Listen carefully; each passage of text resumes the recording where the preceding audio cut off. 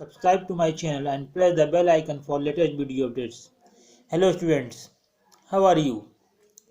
Today I am taking your physical education class of class 11th.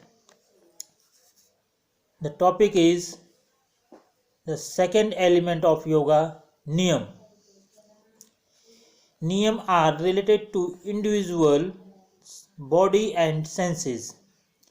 नियम शरीर के ज्ञानेंद्रियों से संबंधित होते हैं. नियम are also ethical practices as yamas. There are 5 niyams such as शौच, संतोष, तप, स्वाध्याय and ईश्वरा प्रणिधान. Their brief explanation is given below.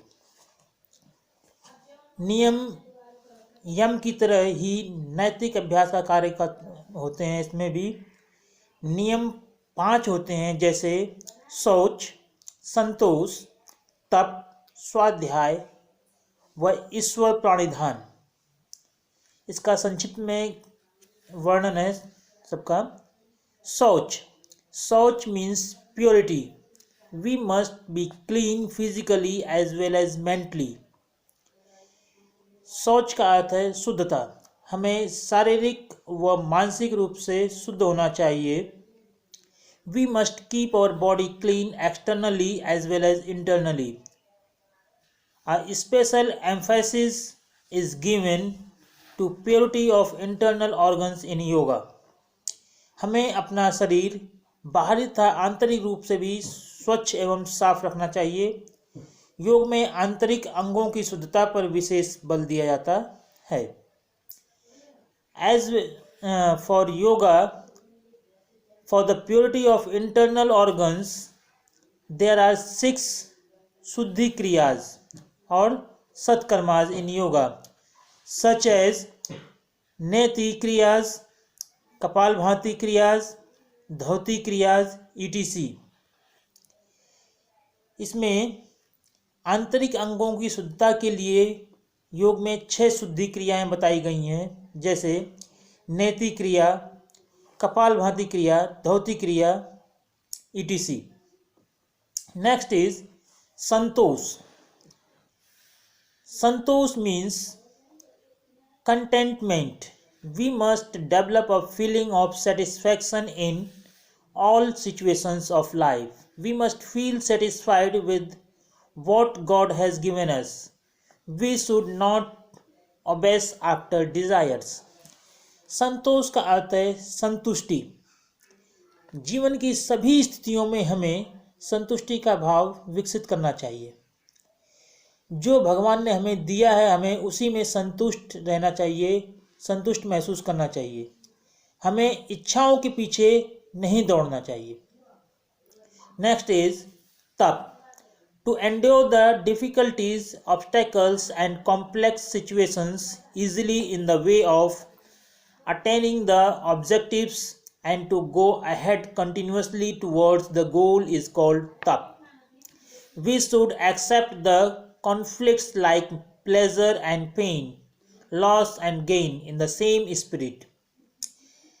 तप लक्ष्य को प्राप्ति करने के रास्ते में आने वाली कठिनाइयों, रुकावटों एवं अधिक से अधिक स्थितियों या जटिल से जटिल स्थितियों में आसानी पूर्वक सहन करना व लक्ष्य की ओर निरंतर ध्यान देना,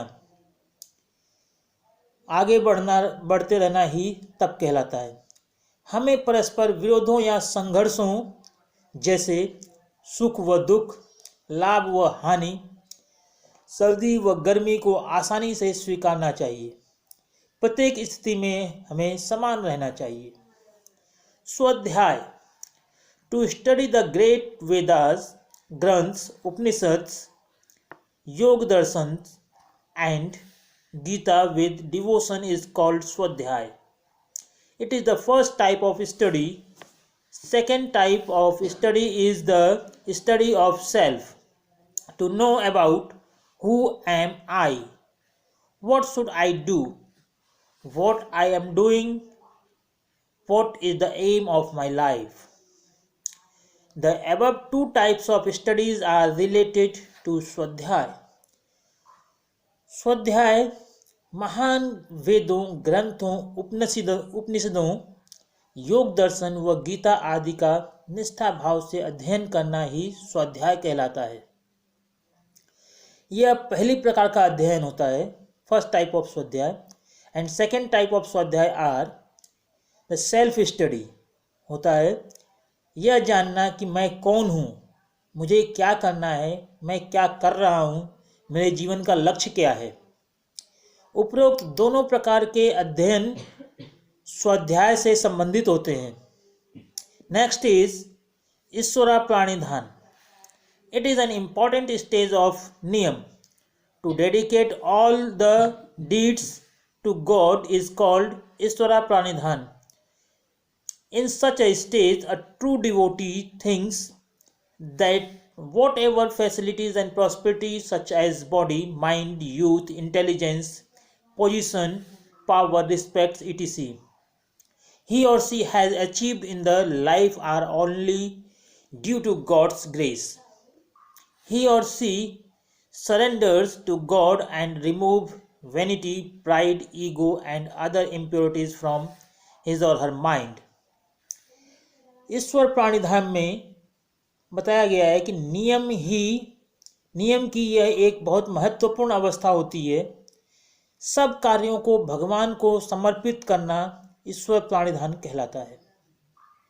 ऐसी अवस्था में एक सच्चा पुजारी, एक सच्चा योगी सोचता है कि जो सुविधाएं व संपन्नता जैसे शरीर, मस्तिष्क, यौवन, बुद्धिमत्ता, स्तर, शक्ति व आदर, जो कुछ भी है उसे जीवन में प्राप्त हुए हैं, वे सब केवल ईश्वर की अनुकंपा से या उसकी दृष्टि से ही उसे प्राप्त हुए हैं. वह इन सुविधाओं व संपन्नता को ईश्वर को समर्पित करता है तथा अपने मस्तिष्क के घमंड, दंभ व अन्य अशुद्धताओं को निकाल देता है. ये वीडियो कैसी लगी आप लोगों को बताइएगा कमेंट करके. एंड धन्यवाद. शेयर और लाइक करना न भूलें. Thank you once again. Have a nice day.